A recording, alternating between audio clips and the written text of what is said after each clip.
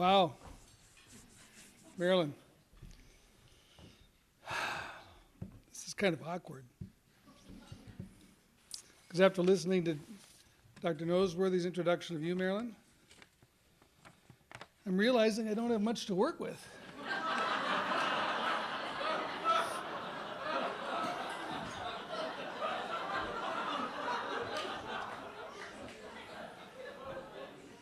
I mean, I got nothing.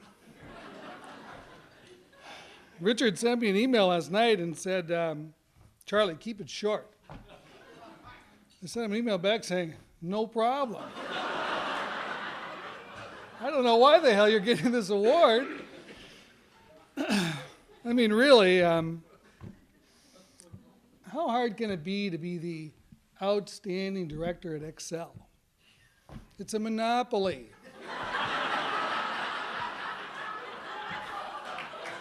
Right? I got no choice. I got to buy from him.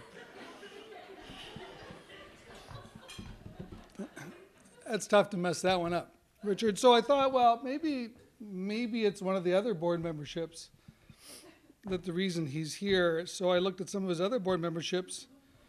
Twin Cities YMCA. Ooh. Tough one. Very controversial.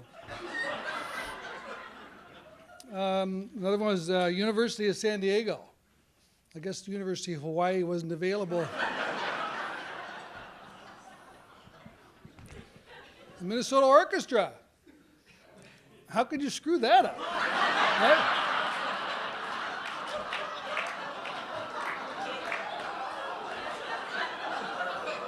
Right? What could go wrong? And isn't there some kind of limit on the number of awards that a guy can get? I mean, in the last year alone, Richard's been named Banker of the Year by the American Bankers Association. Not that tough, right? I mean, competition isn't that great. Bankers.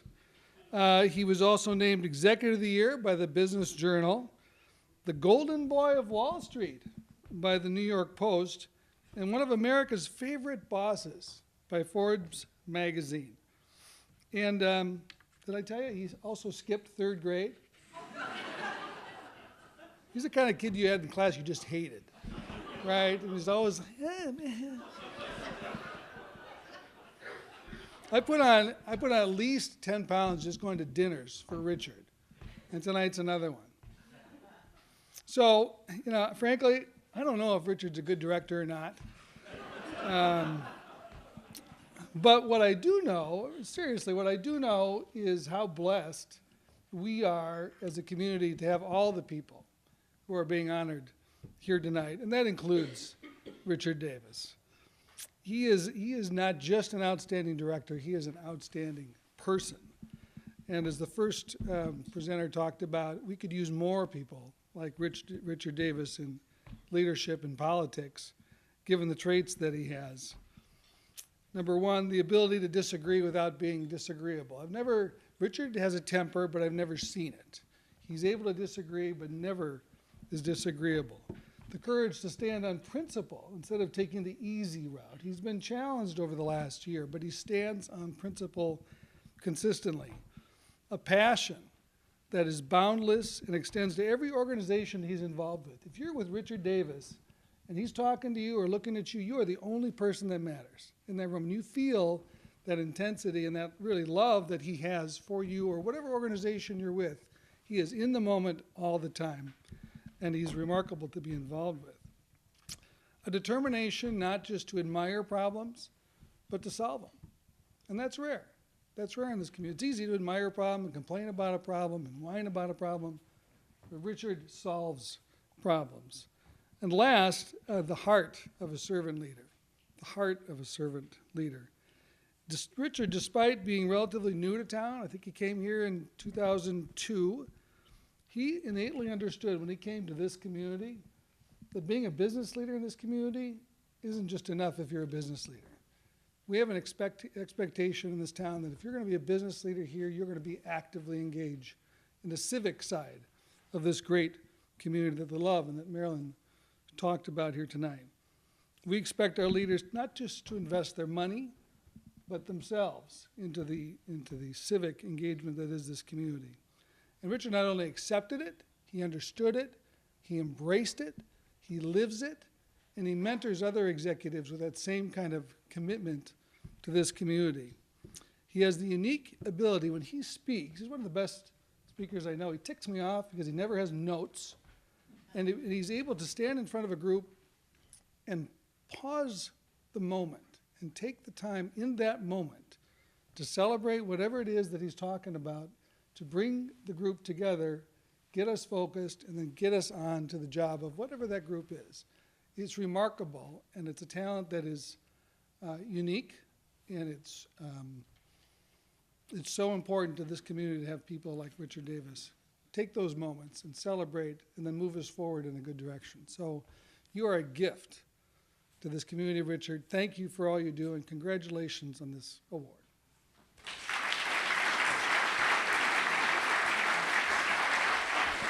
Thank you. I used to be your board chair. One less board to chair. I'm no longer going to manage Minnesota Business Partnership. You remember Charlie Weaver, don't you? Thank you, Charlie. You're actually more interesting when you were funny. I thought that was the best part of it. Teresa said to me, "You invited him to do that?" And I did. Buyer beware. He never shares anything, and I expected nothing more than that. Thank you. Thank you for getting that, Patty. Thank you for this opportunity as well. I want to pass along my thanks to Dale and the Twin City Business. Bert, thank you for creating this opportunity to recognize business as it intersects with the community.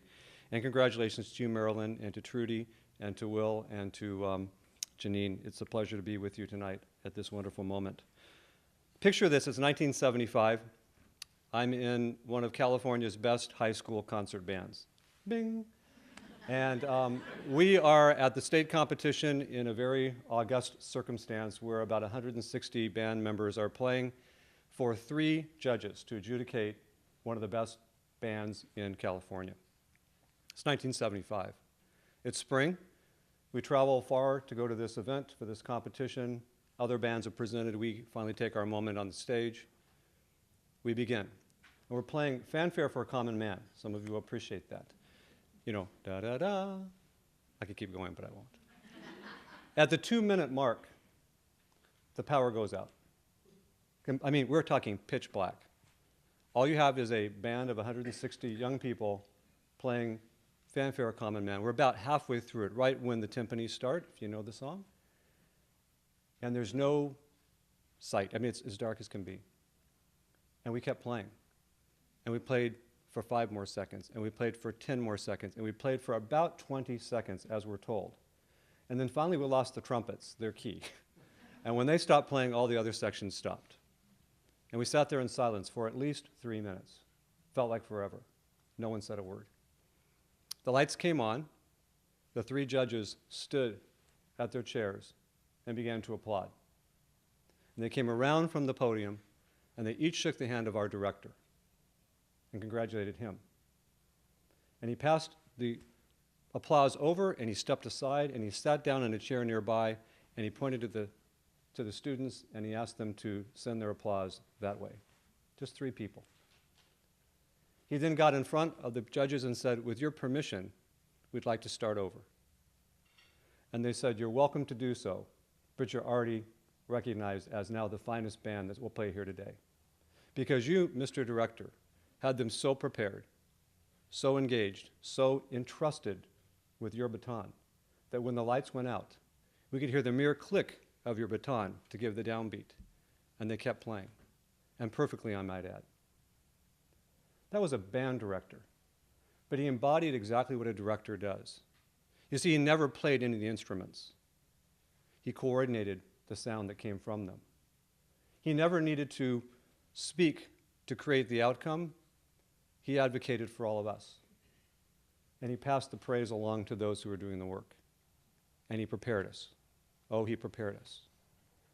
So as a director, a board director, some of those same traits are very self-evident.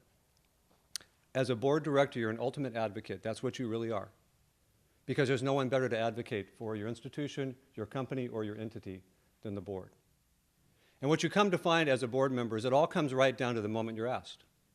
That's when it all comes down to matter. You see, I was asked 7 years ago by the Xcel Energy board directors to consider joining them. And I went upstairs, it was in my own building where they used to be, and I said, I don't know very much about energy, certainly not much about Xcel, but I do have a vision of Homer Simpson sitting at the controls at the nuclear power plant. I swear I said that to Doug Leatherdale, who at the time was interviewing me. And I said, what do we stand for? I already said we. What do we represent? What matters to us? What is our purpose? And how would I fit in? You see, you can think about boards, you can speak about boards, but when all of a sudden you're being asked the moment to intersect your life, your name, with an entity that you may not know, it's your job to figure out whether or not they match. You should never be an advocate for something you don't believe in. You should never represent another entity that you don't have an understanding for. And so being a board member, it's a privilege, and it's a lot of hard work, but mostly the privilege. Those of you who've served on many boards, most of you in this room have, you know there are different entities. You can be a for-profit board, a not-for-profit board, a charity.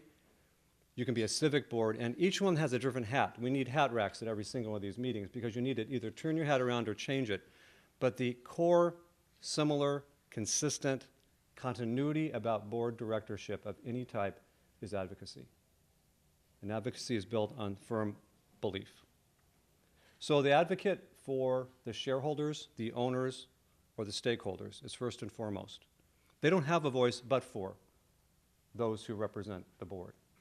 They are serving at the pleasure of the patrons or the shareholders or those who use and invest in those services. You're an advocate for management. Management has this ability to know everything that you may not know, but you have the ability to help them put it all together. You see, before we played our common fanfare for a common man, we were warming up. And when you warm up, there's just lots of noise. And everyone was tuning their instruments, and no one has any coordination whatsoever. But with this mere beginning of a downbeat of a baton of an instructor, in this case a band director who knew what he was doing, music came out of those exact same people, same instruments, because it was brought together. Because he, not having to do it, was able to bring it together and make something from it. You advocate for the company. You should always advocate for the institution. I'm a big fan of Xcel. You see, when they invited me and answered the first question, I said, what do we stand for? They said, we are America's #1 alternative energy global company as it relates to how and where we will find our way to sustain the energy for the people in the 8 states that we serve. I said, I don't like pollution. I don't like nuclear reactors. I don't understand that. They said, you don't need to understand that, but to understand that we do, and we will take the greatest of care to make this a national leading institution for others to follow, and they have done that, which is why I was so happy to say yes, and so pleased that I too said yes, Marilyn. But lastly, an advocate for the future. You see, people are invested in institutions at the moment in time because they're satisfied with where they are, but they're mostly excited about a future that hasn't happened yet. And a good board director is someone who has a view, a longer view, to help management think about where we will be in the future. And so I think a board member is like a pit crew leader. A pit crew leader has intermittent conversations with the driver, has the ability to see the whole race while the driver is in it, and is the ultimate cheerleader and advocate for that driver. I think a board director is like a coach. A coach is the ultimate coordinator, the one who can adjust the game as it goes, never actually shoots on any goals, but coordinates those who do, sees the entire picture, and like a cheerleader, an advocate, and rather like a band director.